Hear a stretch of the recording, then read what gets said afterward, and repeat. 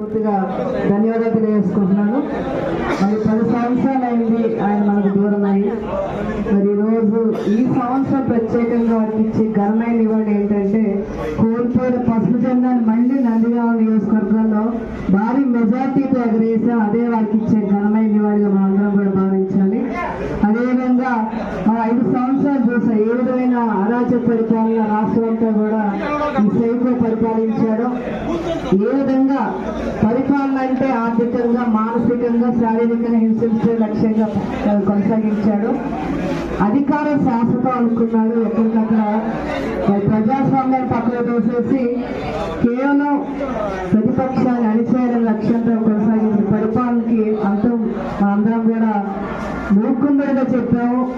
అధికారాన్ని మరి శాశ్వతం కాదు, ప్రజలు ఎప్పుడూ కూడా జనరంజకమైన పరిపాలనకే మద్దతు ఇస్తారని చెప్పి మరొకసారి